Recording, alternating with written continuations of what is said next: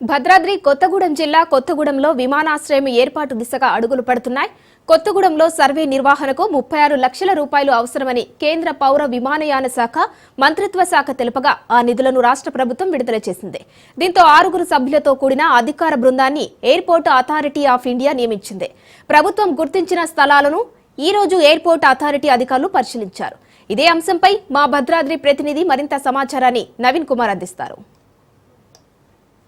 గిరిజన జిల్లాగా ఏర్పడినటువంటి భద్రాద్రి కొత్తగూడెం జిల్లా కేంద్రమైనటువంటి కొత్తగూడెంలో ఎయిర్పోర్ట్ ముందడుగు పడుతున్నట్లుగా కూడా చూడొచ్చు. ముఖ్యంగా మనం చూసుకుంటే అయితే గత కొన్ని సంవత్సరాలుగా అంటే ఊరిస్తూ వస్తున్నటువంటి ఎయిర్పోర్ట్ ఆశలు అయితే ఇప్పుడు మళ్ళా కూడా చిగురుస్తున్నాయని కూడా చూడొచ్చు. ముఖ్యంగా అంటే దీనికి కారణం ఏంటంటే ఈ రోజు భద్రాద్రి కొత్తగూడెం జిల్లా కొత్తగూడానికి ఏదైతే ఎయిర్పోర్ట్ శాంక్షన్ చేశారో దానికి సంబంధించి అంటే ఇన్స్పెక్షన్ చేయడానికి ఎయిర్పోర్ట్ అథారిటీ ఆఫ్ ఇండియా సభ్యులైతే ఇక్కడ విజిట్ చేసినట్లుగా కూడా చూడొచ్చు. ఏదైతే మనం ఇప్పుడు ఈ విజువల్స్ లో చూసుకుంటే కొత్తగూడెం రామవరం ప్రాంతానికి చెందినటువంటి ఈ ప్రాంతం మొత్తంలోనే ఈ యొక్క ఎయిర్పోర్ట్ సంబంధించినటువంటి అంటే ఎయిర్పోర్ట్ ఇక్కడ నిర్మించేందుకైతే అధికారులు పరిశీలించినట్లుగా కూడా చూడవచ్చు. దీనికి సంబంధించి ఏదైతే గరిపేట శివారికి సంబంధించి 707 ఎకరాలు, అదేవిధంగా సుయాతనగర్ మండలంలో 195 ఎకరాలు, ఇటు సుయాతనగర్ మండలంతో పాటు చుంచుపల్లిలో 50 ఎకరాలు, మొత్తంగా చూసుకుంటే 900కు పైగా ఎకరాలలో ఈ యొక్క ఎయిర్పోర్ట్ అయితే నిర్మించేందుకు నిర్మించేందుకు ప్రభుత్వం అయితే ఈ స్థలాన్ని చూసినట్లుగా కూడా మనం చూడవచ్చు. అయితే గతంలో కూడా అనేక ప్రాంతాలు సెలెక్ట్ చేశారు. ఏదైతే గతంలో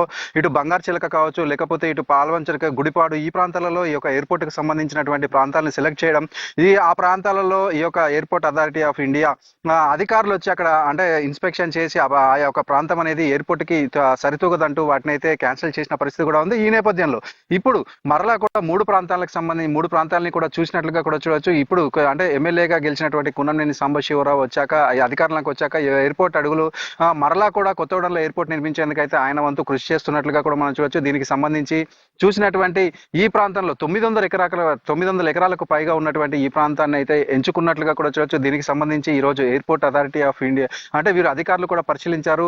దీని తర్వాత ఎవరైతే వీరు వచ్చాక దీనికి సంబంధించి రాష్ట్ర ప్రభుత్వం కూడా సుమారు 36 లక్షల రూపాయలు కేటాయించారు. ఏదైతే వీరు ఢిల్లీ ఈ అధికారులు రావడానికి 36 లక్షల రూపాయలు శాంక్షన్ చేయడంతో ఈ రోజు వీరందరూ కూడా వచ్చి ఈ యొక్క స్థలాన్ని పరిశీలించినట్లుగా కూడా చూడవచ్చు. అయితే ఈ అధికారులతో పాటు జిల్లా కలెక్టర్, అదేవిధంగా ఈ జిల్లాకు చెందినటువంటి ఎంపీ రఘురామరెడ్డి కూడా ఈ యొక్క అంటే దీనికి సంబంధించి స్థలాన్ని పరిశీలించే దాంట్లో కార్యక్రమంలో పాల్గొన్నట్లుగా కూడా చూడవచ్చు. అయితే ఈ యొక్క ఎయిర్పోర్ట్ వస్తుండటంతో ఇటు జిల్లా ప్రజలందరూ కూడా ఆనందం వ్యక్తం చేస్తున్న పరిస్థితి కూడా ఉంది.